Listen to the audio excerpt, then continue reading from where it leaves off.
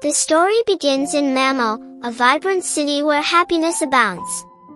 We meet Granny, a local entrepreneur, who is expanding her business and feeling optimistic about the future.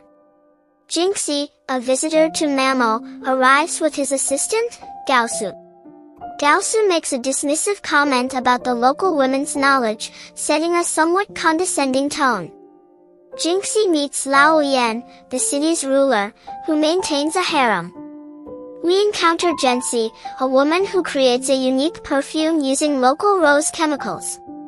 Jensi explains that the scent has unusual effects, influencing those with weak concentration. A mysterious courier arrives for Mamo, causing anxiety. Jinxie is intrigued and demands to know what's inside. Mamo reveals the package contains educational books for the local women, intended to improve their knowledge and skills. Gaosu, initially dismissive, shows surprising interest in the books, focusing on their printing quality and the quality of the illustrations. Mamo, initially suspicious of Gaosu's motives, begins to see him in a new light. The books prove popular among the women of Mamo. One woman, unable to read, begins copying the content for others, spreading knowledge throughout the community.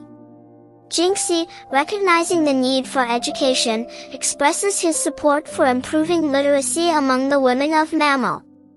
Inspired by the books, Mamo and her friends begin to learn to read and write. They face challenges, but remain determined to improve their lives through education. A mysterious and frightening incident occurs at night, leaving the community shaken. We meet Lingyi, the princess of Mamo, and her uncle. Lingyi's mother expresses concern for her daughter's future and hopes to prepare her for the challenges of adulthood. Lingyi encounters a stray cat and, with the help of a local girl, brings it to the doctor for care. Jinxie, despite his initial disinterest in cats, shows an unusual fascination with the rescued cat. His behavior confuses and intrigues Mamo. The rescued cat, named Mao Mao, becomes a beloved member of the community. It brings joy to the people of Mamo and helps to foster a sense of connection among them.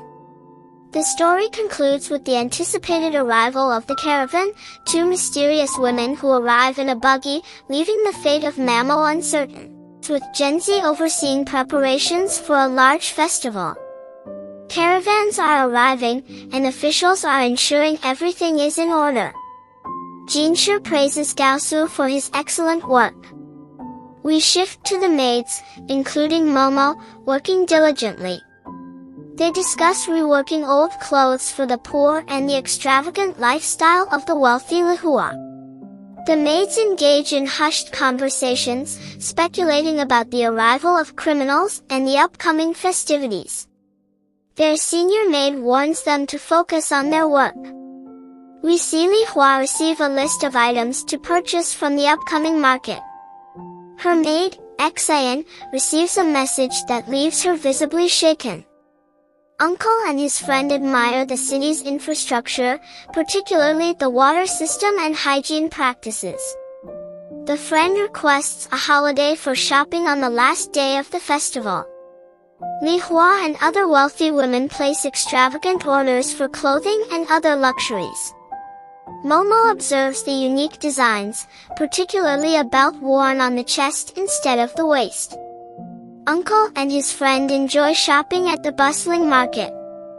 They encounter a village girl who gifts her friend spices. Momo discovers rare tea leaves and encounters Chisui, a girl she met previously. Uncle, his friend, and Chisui visit the doctor, who prepares a special tea. They discuss the upcoming arrival of a foreign item and the unique flora and fauna of the north. Mama Oja, a maid, notices a strange scent emanating from the clothes of the wealthy. She becomes concerned, believing it may be harmful to pregnant women. Her unusual behavior alarms the other maids. Genzi receives complaints about Mama Oja's actions. He investigates the source of the scent and discovers it was brought by the caravans. He fears it may be dangerous, recalling the incident with the toxic powder. The episode ends with the news of Jin's death from poisoning. A mysterious death, Jin's. Goku, seemingly unaffected by the tragedy, discusses the cause of death with her maid, food poisoning. However, the scene shifts abruptly, hinting at a deeper mystery. The focus shifts to the uncle, who is intrigued by the disappearance of a young woman named Tao. He consults a doctor, expressing concern about the lack of communication and knowledge within the community.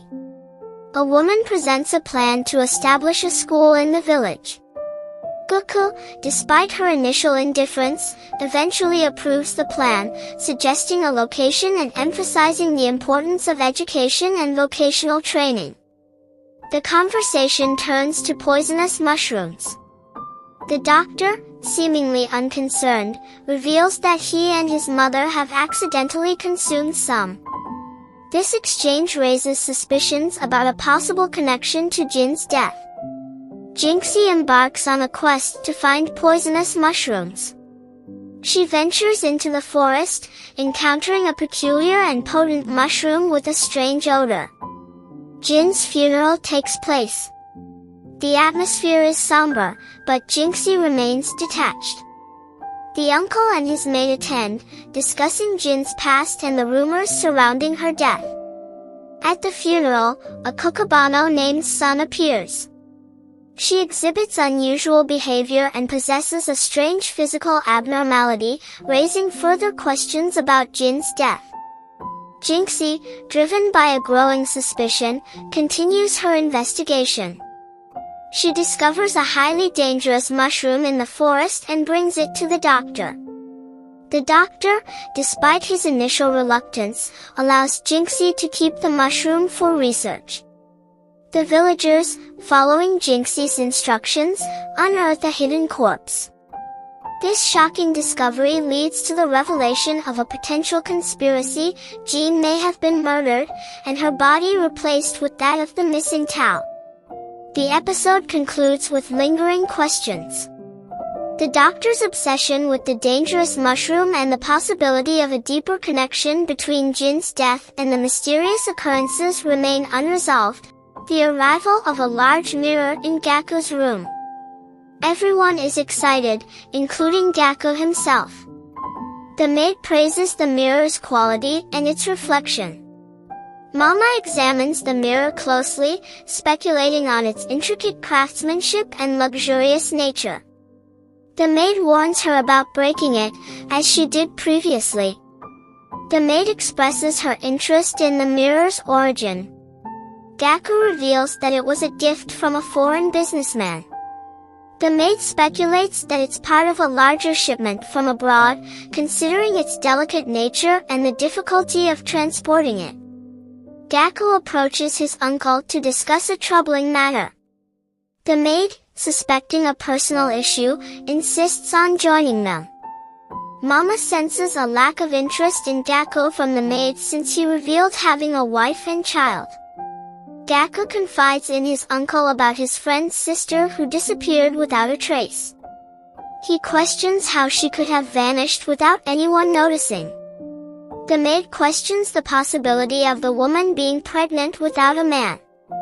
Gaku describes the layout of the room where his friend's sister lived, highlighting the limited escape routes and the constant surveillance of the guards. Gaku presents a theory: the guards might have been deceived by the reflection in the mirror, making them believe there were two sisters instead of one. He explains how a high-quality mirror could create an illusion, making it appear as if both sisters were always present. Jinshi, a man seeking a beautiful dancer for a foreign businessman, approaches Gaku's uncle. He describes the ideal candidate and seeks assistance in finding her. Jinshi and the uncle seek advice from an elderly woman, Granny, who was renowned for her beauty and dancing skills in her youth. Granny recounts her past, describing her popularity and the challenges she faced as a dancer. Mama, intrigued by Granny's story, believes she can help Jinshi find a suitable dancer. She outlines the physical characteristics and dancing abilities required for the foreign businessman. The episode ends with Mama observing a young girl gazing at the moon, contemplating the challenges of finding the perfect candidate. Mothers discussing a rumor, the existence of a moon dancer. This rumor, often dismissed, seems to be gaining credibility. The scene shifts to a woman gathering medicinal herbs in a once populated area, now largely abandoned. The woman, a herbalist, ventures into the northern part of the region. She encounters a young girl named Sushi, who is intrigued by an insect. The herbalist warns Sushi against harming the creature. Sushi's friend expresses a desire to keep the insect in a cage, promising to release it as a butterfly. He compares the insect's eventual freedom to the moon, always shining brightly in the sky. The herbalist's uncle, intrigued by Sushi's observations about insects, proposes an experiment. He believes that understanding insect behavior could lead to new discoveries. The uncle shares his idea with a local genie, a wise and experienced individual. The genie, along with the villagers, begins to implement the plan. A festival is held, attended by many villagers, including two sisters who believe themselves to be exceptionally beautiful. The herbalist observes the festivities from afar. One of the sisters seeks a private audience with the king, seemingly to impress him with her beauty. The herbalist finds this behavior unsettling. The herbalist, following the genie's plan, creates an illusion of a moon fairy to distract the two sisters. The sisters are awestruck but ultimately disappointed when the illusion vanishes. The herbalist reveals the secret behind the moon fairy illusion, the use of specific insects to attract others. She thanks the genie for his assistance. The episode shifts to a new mystery, the source of a deadly perfume that has been causing harm. The herbalist suspects foul play and begins to investigate, considering various individuals as potential culprits.